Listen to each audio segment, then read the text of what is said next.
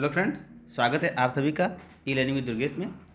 CDP के इस महत्वपूर्ण प्रैक्टिस सेट में मैं मुकेश आप सभी का स्वागत करता हूं। फ्रेंड, सीटेट के महत्वपूर्ण रिवीजन की श्रृंखला में आज हम लोग फ्रेंड डिस्कस करने वाले हैं सितंबर 2016 के पेपर के बारे में। तो सभी साथी जल्दी जल्दी जुड़ें और वीडियो को सभी साथियों से शेयर करिएगा। फ्रेंड, बड़ा ही इंपॉर्टेंट सेशन होने वाला है आज का। आज हम लोग सितंबर 2016 के पेपर को डिस्कस करेंगे और ये देखेंगे कि आगामी जो हमारा पेपर होने वाला है यहाँ से किस प्रकार के क्वेश्चन हमें मिल रहे हैं, कैसे हम आगे भविष्य में इस प्रकार के क्वेश्चन की कल्पना कर सकते हैं, क्या क्वेश्चन क्या बनेंगे, ये सारी बातें आज के सीरीज में लोग डिस्कस करेंगे। और जो भी महत्वपूर्ण नॉलेज होगा हम यहाँ पे गैदर करेंगे जो आगे आगामी हमारी परीक्षाओं के लिए इंपॉर्टेंट हो। चलिए फ्रेंड, क्लास को प्रारंभ करते हैं। फटाफट सभी लोग जुड़ जाइए, वीडियो को शेयर करिएगा। पहला क्वेश्चन आपकी स्क्रीन पर है कि बच्चों के बारे में निम्नलिखित में से कौन सा कथन सही है। जी हाँ फ्रेंड, बच्चों के बारे में निम्नलिखित कथनों में से कौन सा सही है। ई, बच्चे जानकारी के सक्रिय निष्क्रिय बच्चे जानकारी के निष्क्रिय प्राप्तकर्ता होते हैं। बी, बच्चे समस्या समाधानकर्ता होते हैं। सी, बच्चे वैज्ञानिक शोधकर्ता होते हैं। और डी कह रहे हैं बच्चे पर्यावरण के सक्रिय अन्वेषक होते हैं। Most important question friend, answer ध्यान से कमेंट करेगा। ए बी सी डी, देखिए 4 विकल्प इस हिसाब से आपको यहाँ पर चूज करना है। ए बी सी डी होगा कि ए बी सी डी चारों सही होंगे, कि ए बी सी होगा या ए बी डी होगा। आंसर कमेंट करें फ्रेंड, इस क्वेश्चन का सही विकल्प क्या होगा। जल्दी जल्दी सभी साथी जुड़ते जाएं और क्वेश्चन नंबर फर्स्ट के लिए अपने आंसर कमेंट करते रहिएगा। जी हाँ फ्रेंड, फटाफट जुड़िएगा, वीडियो को शेयर करिएगा। बहुत ही इंपॉर्टेंट क्वेश्चन है। यहाँ से तो मान के चलिएगा फ्रेंड, एक क्वेश्चन आपका आना तय है, क्योंकि यहाँ पर आपको 3 विकल्प 3 सवालों के रूप में आपसे पूछे जा सकते हैं। जैसे कह रहे हैं कि बच्चे निष्क्रिय प्राप्तकर्ता नहीं होते हैं, बाकी सभी होते हैं, समस्या समाधानकर्ता होते हैं। आपको एक क्वेश्चन सीधे तौर से पूछा जाएगा, बच्चे समस्या समाधानकर्ता होते हैं। इस तरीके से आपको भाषा में प्रश्न जो है पूछा जा सकता है। बच्चे वैज्ञानिक शोधकर्ता होते हैं, यह बात भी बिल्कुल सही है। और बच्चे पर्यावरण के सक्रिय अन्वेषक का तात्पर्य होता है फ्रेंड कि पर्यावरण के प्रति उनके अंदर सक्रियता बनी रहती है, अर्थात पर्यावरण के विषय में जानने के लिए जिज्ञासा उनके अंदर बनी रहती है। तो इसलिए फ्रेंड विकल्प नंबर ए इसका बिल्कुल सही जो आ जाएगा। B C D the right answer. B C D एक बच्चों के बारे में कहा गया कथन बिल्कुल सही है। तो A is the right answer. A comment करने वाले सभी साथियों के जवाब निश्चित तौर पर बिल्कुल सही हैं। आगे बढ़ेंगे, चलिए इसको थोड़ा सा छोटा कर देते हैं। आई होप आप प्रश्न आपको ठीक तरीके से दिख रहा होगा। विद्यार्थियों में संप्रत्यात्मक विकास को प्रोत्साहन देने के लिए निम्नलिखित में से कौन सी विधि सबसे प्रभावशाली है। ए, यही करने के लिए कहकर विद्यार्थियों के गलत विचारों को सही विचारों में बदलना। विद्यार्थियों को बहुत से उदाहरण देना और उन्हें तर्क शक्ति का उपयोग करने के लिए प्रोत्साहित करना। सी, जब तक विद्यार्थियों में वांछित संप्रत्यात्मक परिवर्तन न हो तब तक दंड का उपयोग करना। और डी, पुराने प्रत्ययों को किसी संदर्भ बिना नए प्रत्ययों को अपने आप समझना चाहिए। बताइए फ्रेंड, ये मतलब कह रहे हैं कौन सा विधि सबसे प्रभावशाली है जो बच्चों के संप्रत्यात्मक विकास को प्रोत्साहित करेगा। आंसर कमेंट करिएगा। 4 विकल्प आपके सामने फ्रेंड, फटाफट प्रश्न को पढ़िएगा। एक बार में न समझ में आए तो दूसरी बार प्रश्न को पढ़िएगा, आप विकल्प को ध्यान से पढ़िएगा। निश्चित तौर पर विकल्प में ही आपके जवाब छुपे होंगे, थोड़ा ध्यान देंगे तो जरूर निश्चित तौर पर जवाब आप सही दे पाएंगे। बताइए, प्रोत्साहन की बात हो रही है और किस दशा में प्रोत्साहन की बात हो रही है फ्रेंड, तो संप्रत्यात्मक विकास के प्रति प्रोत्साहन की बात हो रही है। आंसर कमेंट कीजिए friend.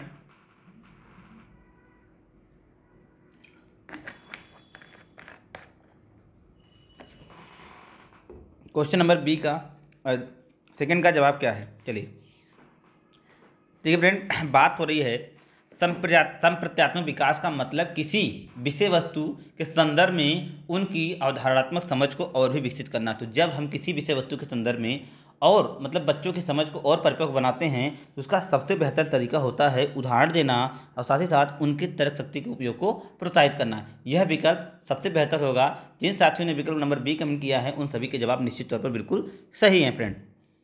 Answer number B the right answer. B comment करने वाले सभी साथियों के जवाब बिल्कुल सही हैं। अगला, विकास का सिरपादमुखी दिशा का सिद्धांत व्याख्या करता है कि विकास इस प्रकार आगे बढ़ता है, विभिन्न एकीकृत कार्यों की ओर, सिर से पैर की ओर, ग्रामीण से शहरी क्षेत्र की ओर और सामान्य से विशिष्ट की ओर। तो मोस्ट इंपॉर्टेंट प्रश्न है फ्रेंड, इसे VI लगा के याद रख लीजिएगा। यह निश्चित तौर पर अलग अलग रूपों में पूछा जाता है, तो याद रखिएगा। सिरपादमुखी या सिरोमस्तकी बुद्धि, या कह सकते हैं कि आपको देखिए विभिन्न नामों से पूछा जाता है। सिरपादमुखी, सिरोमुखी और भी 1-2 नाम है इसके, आप प्रश्न में देखिएगा। मतलब सबका यही निकलेगा जो बालक का विकास होता है, सर्वप्रथम आप सभी को पता है कि माँ के गर्भ में बालक के सर्वप्रथम सिर का विकास होता है, तत्पश्चात अन्य शारीरिक अंगों का विकास होता है, अंत में पैर का विकास होता है। तो इसलिए जो बालक का विकास की जो प्रक्रिया होती है वह सिर से लेकर पैर की ओर होती है। इसलिए विकल्प नंबर बी इस प्रश्न का बिल्कुल सही जवाब हो जाएगा। बी कमेंट करने वाले सभी साथियों के जवाब निश्चित तौर पर बिल्कुल सही हैं। B the right answer. B comment करने वाले सभी साथियों के जवाब बिल्कुल सही हैं। आगे, भाषा के विकास के लिए सबसे संवेदनशील समय निम्नलिखित में से कौन सा है? मध्य बचपन का समय, वयस्कावस्था, प्रारंभिक बचपन का समय या जन्म पूर्व समय? इंपॉर्टेंट क्वेश्चन है फ्रेंड। निश्चित तौर पर मैं चाहूँगा कि इसके सभी साथी बिल्कुल सही आंसर करें, क्योंकि प्रीवियस सेट में हम इस प्रकार के प्रश्न को हल कर चुके हैं फ्रेंड। ये देखने को आपको मिलेगा फ्रेंड कि काफ़ी प्रश्न हूबहू थोड़े बहुत परिवर्तन के साथ रिपीट हो रहे हैं। तो इसका मदद आपको निश्चित तौर पर परीक्षा हाल में मिलेगा। जब आप सिस्टम के सामने बैठेंगे और प्रश्नों को देखेंगे तो आपको दिमाग में ये चीज़ गुजेगा कि मैंने इस प्रकार के प्रश्नों को पढ़ा है, हल किया है। आपका विवेक यदि काम करेगा तो आप निश्चित तौर पर प्रश्न का सही जवाब देंगे। तो बताइए फ्रेंड, भाषा के विकास में सबसे संवेदनशील समय निम्नलिखित में से कौन सा है? मध्य बचपन का समय, वयस्कावस्था, प्रारंभिक बचपन का समय और जन्म पूर्व का समय। तो आपको सबसे पता होगा कि पूर्व बाल्यावस्था या जिसे हम प्रारंभिक बचपन का समय कहते हैं, यह एक बच्चे की भाषा विकास का सबसे नाजुक समय माना जाता है, क्योंकि इस अवस्था में यदि बालक को वातावरण से जुड़े अच्छे परिवेश में अच्छी भाषा नहीं सिखाई गई तो उसका जो वातावरण पूरी तरीके से बिगड़ जाता है, अर्थात वह अवांछनीय भाषाओं का प्रयोग करने लगता है, अवांछनीय हरकतों का प्रयोग करने लगता है और उसका जो सिस्टम होता है वह पूरी तरीके से बिगड़ जाता है, अर्थात वह समाज में एक अराजक तत्व के रूप में बन जाता है। तो यही अवस्था होती है जिसमें हम बालक के भविष्य को बेहतर बना सकते हैं उसके भाषाई विकास के द्वारा। यदि उसकी भाषा विकास अच्छी होगी तो आगामी भविष्य में उसकी बहुत सारी चीज़ें जो वह समाज से सीखेगा, जो विद्यालय से सीखेगा, उन सभी में भी स्पष्ट रूप से जो है वृद्धि होगी। तो विकल्प नंबर सी इसका बिल्कुल सही जवाब है। आगे बढ़ेंगे। एक 6 वर्ष की लड़की खेल कूद में असाधारण योग्यता का प्रदर्शन करती है। उसके माता पिता दोनों खिलाड़ी हैं। उसे नित्य प्रशिक्षण प्राप्त करने के भेजते हैं। सप्तांत उसे परीक्षण देते हैं। सप्तांत है मतलब सप्ताह के अंत में उसे प्रशिक्षण देते हैं। बहुत संभव है कि उसकी क्षमताएं निम्नलिखित दोनों के बीच परस्पर प्रतिक्रिया का परिणाम होंगी: वृद्धि और विकास, स्वास्थ्य प्रशिक्षण, अनुशासन एवं पौष्टिकता या आनुवंशिकता या पर्यावरण। ऐसे प्रश्न में फ्रेंड निश्चित तौर से आपसे एक या से दो प्रश्न ऐसे जरूर पूछे जाते हैं और इनका जवाब 99% केस में वातावरण और पर्यावरण होता है। वातावरण और पर्यावरण की बात हो रही फ्रेंड, कि कहने का मतलब फ्रेंड कि लड़के खिलाड़ी होंगे यह ऐसा स्पष्ट नहीं है। उपार्जित गुणों के नियम जो है, उपार्जित गुणों का नियम, संचित गुणों का नियम और असंचित गुणों का नियम, जो विभिन्न प्रकार के जो नियम हैं उसके आधार पर ये बातें स्पष्ट हो गई हैं कि जो योग्यता बच्चे के माता पिता में है जरूरी नहीं है कि वह योग्यता बच्चे में भी स्थानांतरित हो। वातावरण का भी विशेष योगदान होता है कि बालक में क्या गुणों का विकास होगा, किन गुणों का विकास नहीं होगा, इसका वातावरण पर भी प्रभाव पड़ता है। तो ये सारी बातें स्पष्ट करती हैं कि एक बालक के विकास में आनुवंशिकता और वातावरण परस्पर प्रतिक्रिया करके परिणाम देते हैं। इसलिए विकल्प नंबर डी इसका बिल्कुल सही जवाब हो जाएगा। और जितने भी लोगों ने विकल्प नंबर डी कमेंट किया है सभी के जवाब बिल्कुल सही है। आगे बात करेंगे फ्रेंड, निम्नलिखित में से सामाजिकरण के गौड़ वाहक हो सकते हैं: विद्यालय और पास पड़ोस, विद्यालय और निकटतम परिवार का सदस्य, परिवार और रिश्तेदार, परिवार और पास पड़ोस। तो गौड़ का मतलब हो जाए मुख्य से इतर। जो मुख्य से इतर हो गौड़ हो जाएगा। तो मुख्य आपको पता है परिवार है, तो गौड़ क्या हो जाएगा? आंसर कमेंट करिएगा। आई होप ये सिंपल क्वेश्चन है, आप सभी के जवाब बिल्कुल सही होंगे फ्रेंड। और आप सभी लोग जो भी ई लर्निंग विद दुर्गेश की आगामी KVS और यूपी टेट और अन्य शिक्षक संबंधित जो भी परीक्षाओं की तैयारी करना चाहते हैं तो ई लर्निंग विद दुर्गेश का ऐप इंस्टॉल कर लीजिएगा आप। वहाँ पर आपको एक प्लेटफॉर्म पर ई लर्निंग विद दुर्गेश के समस्त नोट, हस्तलिखित NCERT बेस्ड नोट, चाहे आप CTET की तैयारी कर रहे हो, चाहे आप यूपी टेट, चाहे आप KVS या आगामी प्रदेश स्तर की जितनी भी भर्तियाँ होती हैं, मतलब जितने भी आपकी भर्तियाँ होती हैं सभी के हस्तलिखित नोट्स आपको वहाँ से मिल जाएंगे। और admission online offline practice set सारी चीज़ें आपको वहाँ से मिल जाएंगी। तो जो भी साथी इच्छुक हों तो ई लर्निंग विद दुर्गेश का ऐप जो है प्ले स्टोर से निश्चित तौर पर डाउनलोड कर लेंगे और अपने लिए जो बेहतर ऑप्शन है उसको चूज कर सकते हैं। तो फ्रेंड इसका जो सही जवाब है वह है विकल्प नंबर ए कि विद्यालय और जो पास पड़ोस है वह सामाजिक गण का गौड़ वाहक है। तो विकल्प नंबर ए इसका बिल्कुल सही जवाब है। लियो वाइगोस्की के अनुसार, जी हाँ फ्रेंड, लियो वाइगोस्की से निश्चित तौर से 1 से 2 प्रश्न सीटेट में हर वर्ष पूछा गया है। तो लियो वाइगोस्की, जीन पियाजे और लॉरेंस कोहलबर्ग, ये 3 मनोवैज्ञानिक फ्रेंड, इनको निश्चित तौर पर आप बहुत ही बेहतर तरीके से तैयार कर लीजिएगा। 7 से 8 क्वेश्चन यहाँ पर पूछे जाते हैं, हर वर्ष पूछे जाएंगे, आगामी वर्षों में पूछे जाएंगे। इसलिए ये 3 जो साइकोलॉजिस्ट हैं इनको आप निश्चित तौर पर याद कर लेंगे। और आप देखेंगे कि मैंने कहा था कि 7 से 8 क्वेश्चन अगर न बचे तो आप कमेंट कर सकिएगा, मेरा वीडियो पड़ा रहेगा, आप कमेंट कर लीजिएगा कि 8 से 10 क्वेश्चन इन 3 साइकोलॉजिस्ट पे, मनोवैज्ञानिक जो आपके हैं जीन पियाजे, लियो वाइगोस्की और आपके लॉरेंस कोहलबर्ग। यहाँ पूछा जा रहा है कि लियो वाइगोस्की के अनुसार संज्ञानात्मक विकास का मूल कारण है। तो भैया हमने बताया था कि लियो वाइगोस्की का जो पासवर्ड हुआ है सामाजिक है।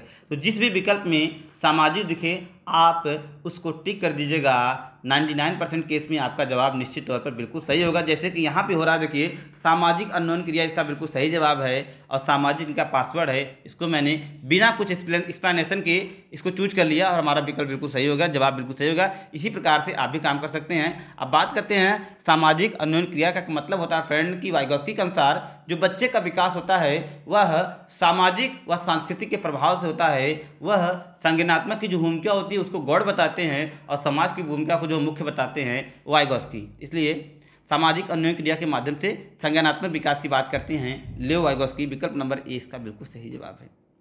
आगे बढ़ेंगे फ्रेंड। किसी बच्चे का दिया गया विशिष्ट उत्तर कोहलबर्ग के नैतिक विकास या नैतिक तर्क के सोपान की विषय वस्तु के किस सोपान के अंतर्गत आएगा? ए मतलब विकल्प क्या, सेंटेंस क्या है? यदि आप ईमानदार हैं तो आपके माता पिता आप पर गर्व करेंगे, इसलिए आपको ईमानदार रहना चाहिए। सामाजिक संकुचन अनुकूलन, अच्छा लड़की अच्छा लड़का वाला अनुकूलन, कानून और व्यवस्था वाला अनुकूलन या दंड आज्ञाकारिता अनुकूलन। तो भैया ध्यान से प्रश्न को पढ़िएगा, निश्चित तौर पर आप अपने विवेक का प्रयोग करके इसका आंसर बिल्कुल कमेंट कर ले जाएंगे कि कोहलबर्ग क्या कर रहे हैं कि किसी विषय वस्तु के संदर्भ में एक सोपान के अंतर्गत जो बातें कही जा रही हैं कि यदि आप ईमानदार हैं तो आपके माता पिता आप पर गर्व करेंगे, इसलिए आपको ईमानदार रहना होगा। भैया देखिए माता पिता को गर्व किस पे होता है, आप जरा सा दिमाग लगाएंगे, इसका आंसर आप जरूर कमेंट कर लाएंगे कि माता पिता जो है जो गर्व करते हैं वह सदैव अपने बच्चे पे करते हैं।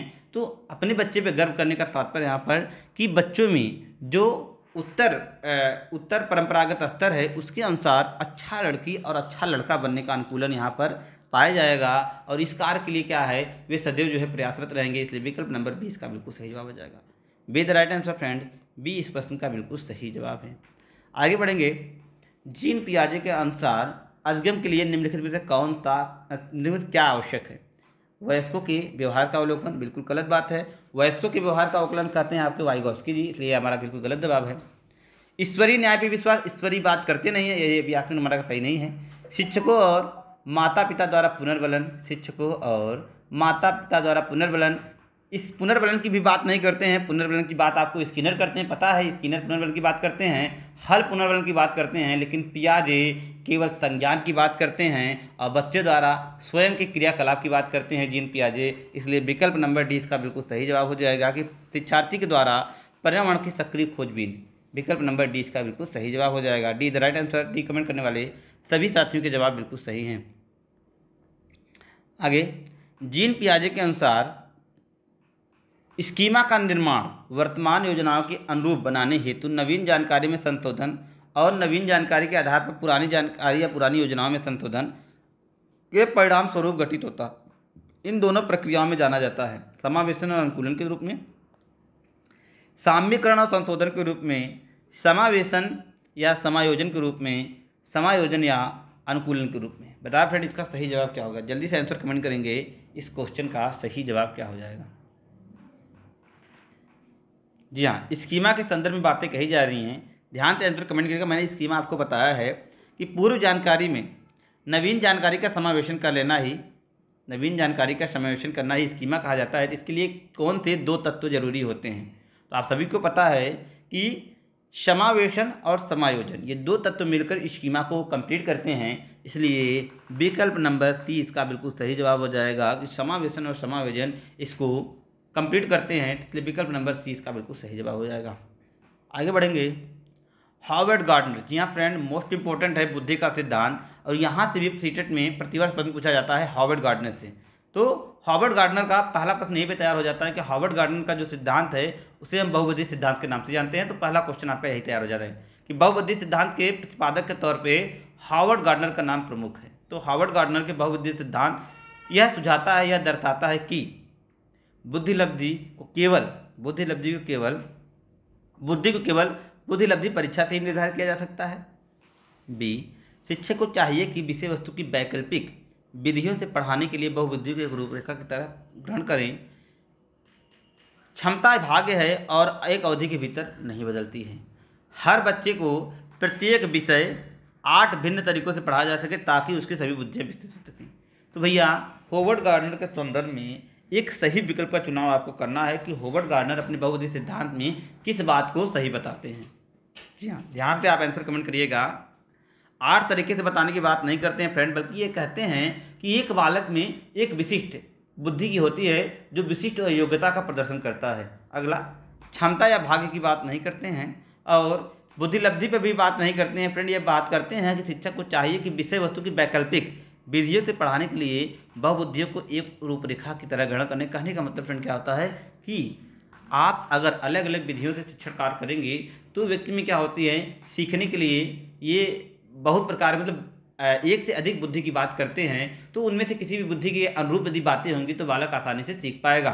जी हाँ, एक से अधिक बुद्धि की बात करते हैं बहुबुद्धि, तो विभिन्न प्रकार की बुद्धि इसमें चर्चा करते हैं। आगे बढ़ेंगे। कोई 5 साल की बच्ची है, लड़की है, और चलिए इसको थोड़ा सही कर लेते हैं। जी हाँ, देखिए कोई 5 साल की लड़की एक टी शर्ट को तह करते समय अपने आप से बात करती है। लड़की द्वारा प्रदर्शित व्यवहार के संदर्भ में निम्नलिखित में से कौन सा कथन सही है। ध्यान दीजिएगा, सही पूछा जा रहा है। जीन पियाजे इसे अहम केंद्रित कहेंगे, वहीं लियो वाइगोत्स्की इसकी व्याख्या बच्चे द्वारा निजी भाषा या इसको हम व्यक्तिगत वाक्य के नाम से भी जानते हैं में अपनी क्रियाओं को नियमित करने के प्रयासों के रूप में करेंगे। या जीन पियाजे इसको सामाजिक अन्योन्य क्रिया के रूप में कहेंगे और लियो वाइगोत्स्की इसको खोजबीन मानेगा। जीन पियाजे और लियो वाइगोत्स्की की व्याख्या बच्चे द्वारा अपनी माँ के अनुकरण के रूप में करेंगे। या जीन पियाजे और लियो वाइगोत्स्की इसकी व्याख्या बच्चे के विचारों के अहम केंद्रित प्रकृति के रूप में करेंगे।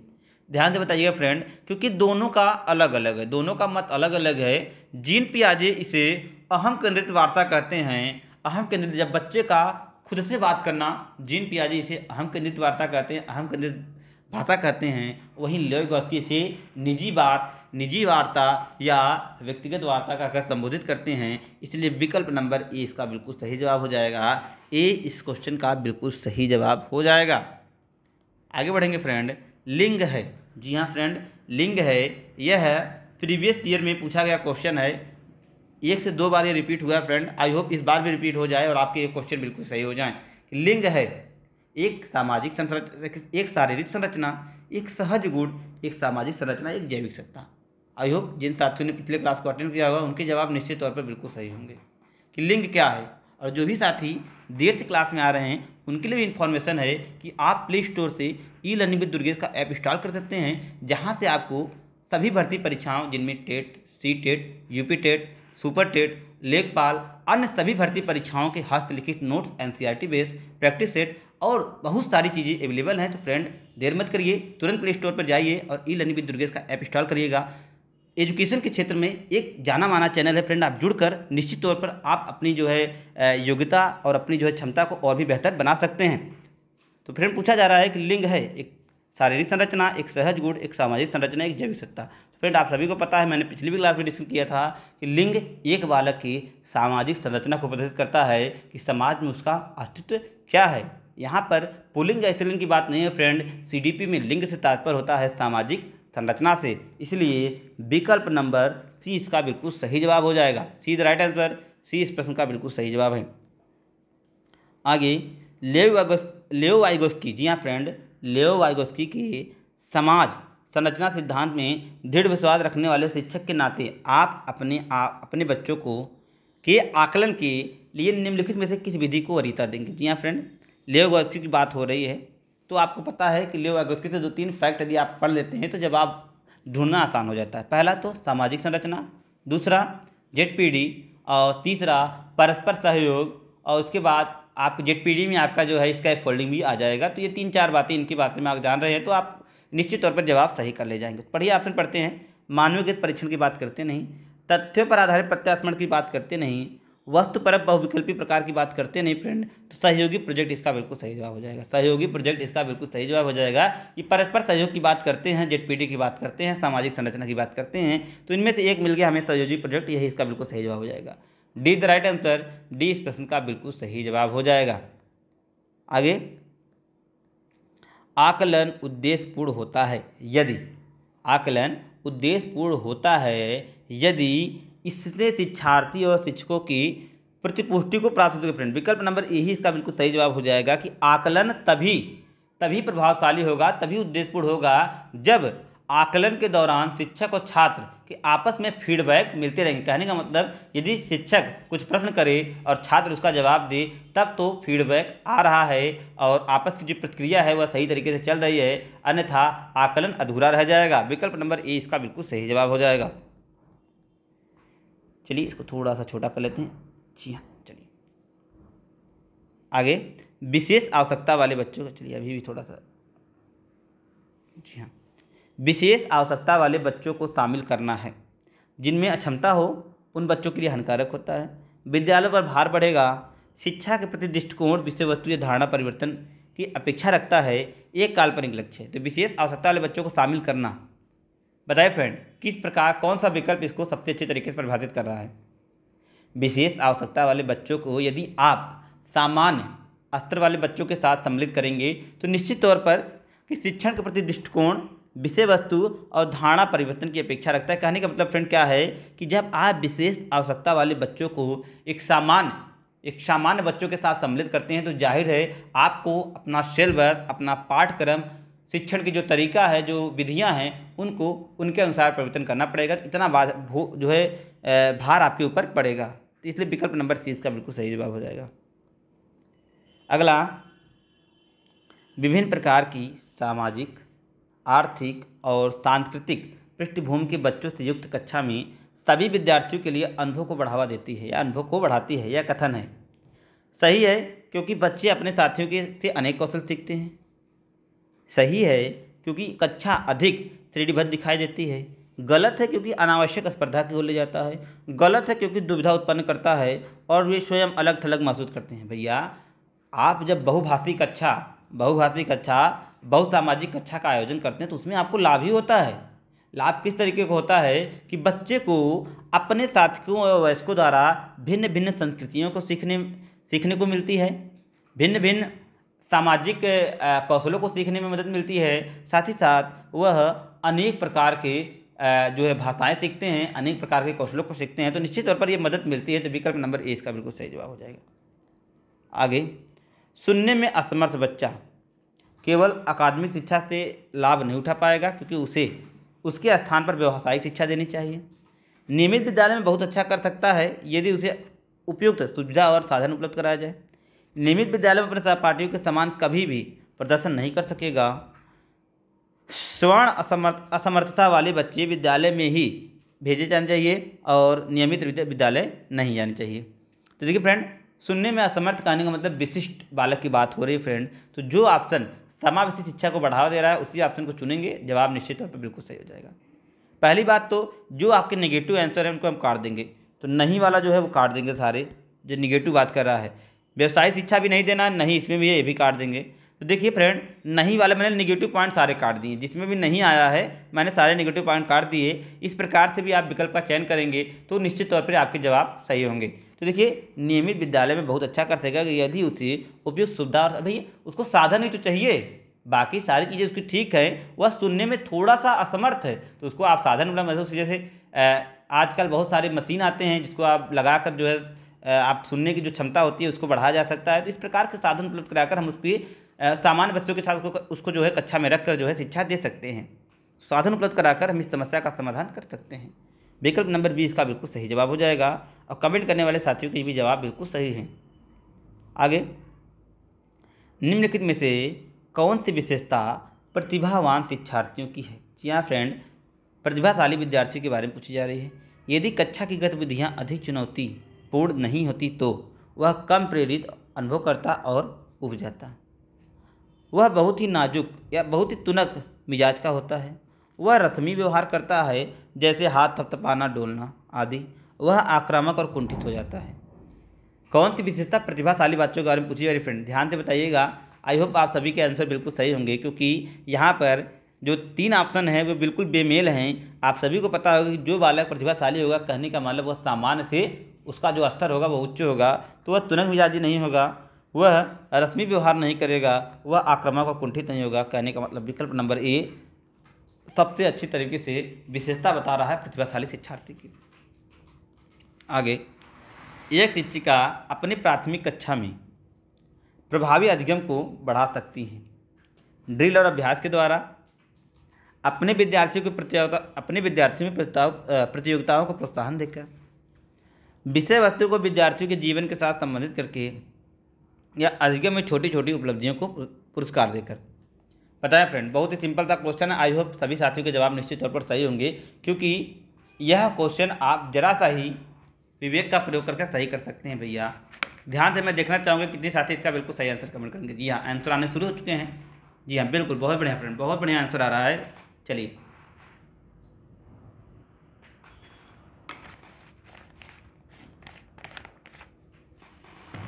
बिल्कुल विकल्प number C the right answer. C comment करने वाले सभी साथियों के जवाब बिल्कुल सही है भैया। नॉर्मल सी बात है, आप कक्षा में शिक्षण कर रहे हैं, यदि जो एग्जाम्पल आप छात्रों की जीवन से संबंधित लेते हैं, उनको समझने में वह बेहतर तरीके से जो है परफॉर्मेंस देते हैं, बेहतर तरीके से फीडबैक देते हैं। वहीं इससे इतर अगर आप कोई एग्जाम्पल प्रयोग करते हैं तो एग्जाम्पल वही समझने में उनको समय लगता है। तो इसलिए यह जो विकल्प होगा यह बिल्कुल सही होगा, विकल्प number C the right answer. प्राथमिक विद्यालय के बच्चे उस वातावरण में सबसे प्रभावशाली ढंग से सीखेंगे जहाँ शिक्षक का एकाधिकारवाद होगा। गलत जवाब। एकाधिकार होगा जहाँ, वहाँ बच्चे सीख ही नहीं सकते। वह मूल रूप से पढ़ने लिखने और गणित की संज्ञानात्मक कुशलताओं पर ही ध्यान केंद्रित करेंगे। ध्यान केंद्र होता है और बल दिया जाता है, यह बात भी स्पष्ट नहीं है। इस प्रकार से बच्चे सभी नहीं सीखेंगे। जहाँ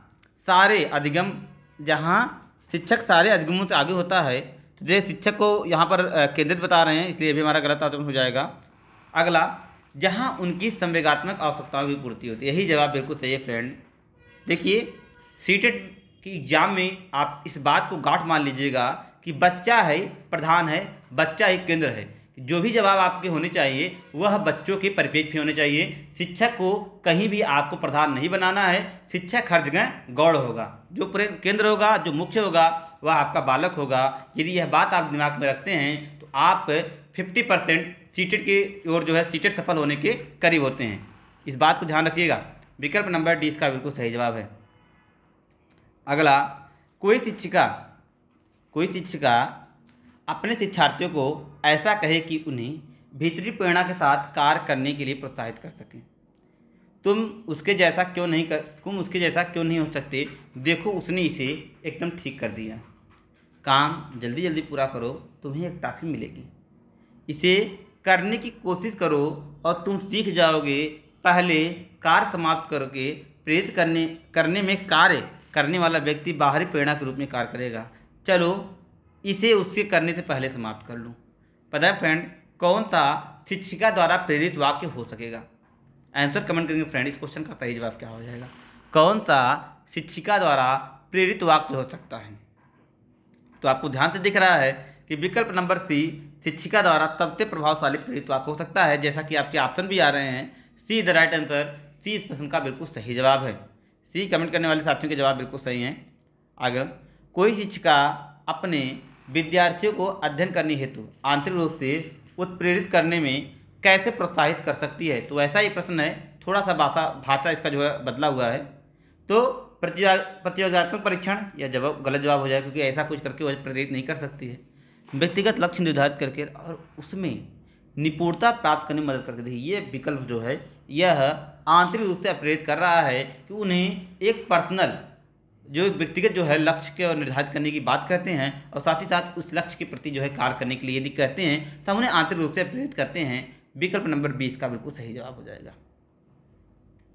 किसी प्रारंभिक कक्षा में प्रभावशाली शिक्षक का उद्देश्य विद्यार्थियों को प्रेरित करना है, रटकर याद करने के लिए, जिससे वे प्रत्यास्मरण कर सकें। तो रटना, दंड देना, ये सारे निगेटिव टैग वर्ड हैं, इनको आपको जरा सा भी मतलब पूरी तरीके से इग्नोर करना है। ऑप्शन में यदि रटकर, दंड देना, इस प्रकार की बातें आए तो आप तुरंत ऑप्शन को जो है क्रॉस कट कर देंगे, अर्थात इग्नोर कर देंगे। दंडात्मक, देखिए मैंने बताया ना कि जहाँ पर दंडात्मक या रटकर ऐसे कुछ निगेटिव टैग वर्ड आए वहाँ पर आप तुरंत उसको जो है हाइड कर देंगे, उसको इग्नोर कर देंगे, उसको क्रॉस कर, जैसे आप कर सकते हैं उस करें। ऐसा काम करें कि जिससे परीक्षा के अंत में अच्छे अंक प्राप्त कर सकें और सीखने के लिए वे जिज्ञासु बने और सीखने के लिए सीखना ही पसंद करें। बिल्कुल सही है विकल्प नंबर डी वाला ऑप्शन। देखिए 2 ऑप्शन काट कर मैंने देखिए प्रश्न को कितना आसान कर दिया और आई होप लगता है काफ़ी साथियों के जवाब बिल्कुल सही होंगे। जी हाँ, विकल्प number D the right answer, D इस प्रश्न का बिल्कुल सही जवाब है। आगे बढ़ेंगे। निम्नलिखित में से कौन सा उदाहरणात्मक या कौन सा उदाहरण प्रभावशाली विद्यालय की प्रथा का है? शारीरिक दंड, व्यक्ति सापेक्ष अधिगम, प्रतियोगितात्मक कक्षा या निरंतर तुल्यांक मूल्यांकन। उदाहरण प्रभावशाली, जी हाँ फ्रेंड, कौन सा उदाहरण प्रभावशाली विद्यालय की प्रथा का है जो एक प्रभावशाली विद्यालय में दिया जाता है? ऐसा कौन सा आपका प्रथा है? तो आप सभी को पता है कि व्यक्ति सापेक्ष अधिगम कहने का मतलब फ्रेंड कि व्यक्ति को उसके अनुरूप अधिगम प्रदान करना ही क्या कहलाता है? व्यक्ति सापेक्ष अधिगम कहलाता है। और एग्जाम्पल के माध्यम से उसे उसके विषय वस्तु का स्पष्ट ज्ञान देना ही क्या है? व्यक्ति सापेक्ष अधिगम कहलाएगा। विकल्प नंबर 20 का बिल्कुल सही जवाब हो जाएगा। आगे, किसी प्रगतिशील कक्षा की व्यवस्था में शिक्षक एक ऐसे वातावरण को उपलब्ध कराकर अधिगम को सुगम बनाता है जो नियामक हो, समावेशन को हतोत्साहित करे, आवृत्ति को बढ़ावा दे, खोज को प्रोत्साहित करे। विकल्प नंबर डी यही जवाब सही हो जाएगा। भैया ऐसी कक्षा हो जो बालक में खोज को प्रोत्साहित करे। जी हाँ, विकल्प नंबर डी इसका बिल्कुल सही जवाब हो जाएगा। आगे बढ़ेंगे। अपनी कक्षा की व्यक्ति भिन्नताओं को निपटने के लिए, अपनी कक्षा की व्यक्ति भिन्नताओं से निपटने के लिए शिक्षक को चाहिए कि बच्चों को उसके अंकों के आधार पर अलग कर उसको नामीकरण दीजिए। अंकों की बात नहीं होती है, बच्चों से बातचीत करें, उसके दृष्टिकोण को महत्व दें। यह वाला विकल्प बिल्कुल सही जवाब हो जाएगा कि बच्चों से बातचीत करें और उनके दृष्टिकोण को महत्व देगा यदि शिक्षक, तो जाहिर सी बात है कि वह व्यक्ति भिन्नताओं की समस्या से निश्चित तौर पर निपट जाएगा और एक प्रभावशाली शिक्षण जो है करके एक कुशल शिक्षक बनेगा। आगे, राष्ट्रीय पाठचर्या NCF 2005 लिख के ले लीजिएगा फ्रेंड। 3 से 4 क्वेश्चन यहाँ हर वर्ष पूछे जाते हैं, तो ये टॉपिक आपके लिए बेहद इंपॉर्टेंट है। NCF 2005 नेशनल कैरिकुलम फ्रेमवर्क राष्ट्रीय पाठचर्या 2005 के अनुसार शिक्षक की भूमिका होती है अधिनायकीय, अनुमतिपरक, सुविधादाता या सत्तावादी। तो NCF इस बात का पूर्ण जोर से समर्थन करता है ये जो शिक्षक है वह छात्रों के मार्गदर्शन का कार्य करे, छात्रों के निर्देशक का कार्य करे, छात्रों के सुविधादाता के रूप में कार्य करे। तो विकल्प नंबर सी इसका बिल्कुल सही जवाब है। सी द राइट आंसर, सी इस प्रश्न का बिल्कुल सही जवाब है। सी कमेंट करने वाले सभी साथियों के जवाब निश्चित तौर पर बिल्कुल सही हैं। आगे, अनुसंधान सुझाते हैं कि एक विविध कक्षा में अपने विद्यार्थियों से शिक्षकों की अपेक्षा विद्यार्थियों के अधिगम का एकमात्र निर्धारक होती है, के साथ संबंधित नहीं मानी जाती है, कोई प्रभाव नहीं छोड़ती है, पर महत्वपूर्ण प्रभाव छोड़ती है। अनुसंधान इस बात की जानकारी देते हैं कि विविध कक्षा में अपने विद्यार्थी से शिक्षिका की अपेक्षाएं विद्यार्थियों के अधिगम पर भैया महत्वपूर्ण प्रभाव छोड़ेंगी। निगेटिव टैग वर्ड को नहीं चुन करना है। देखिए मैंने यहाँ पर काट दिया, केवल एकमात्र, ये भी आपके निगेटिव वर्ड है। देखिए एकमात्र जो केवल होता है ये सब सारे निगेटिव टैग वर्ड है, तो इन सबको ध्यान देना है। विकल्प नंबर डी इसका बिल्कुल सही जवाब है। आई होप ये था आपका आज का क्लास, आप लोगों ने एंजॉय किया होगा। क्लास को हम यहीं समाप्त करते हैं। आप सभी लोग वीडियो के अंत में अपने स्कोर कमेंट कर सकते हैं, कितने क्वेश्चन आपने सही अटेम्प्ट किए, क्या गलती क्या सीखा, आप अपने फीडबैक जो है शेयर कर सकते हैं हमसे। मिलेंगे अगली क्लास में, तब तक के लिए best of luck, thank, good bye.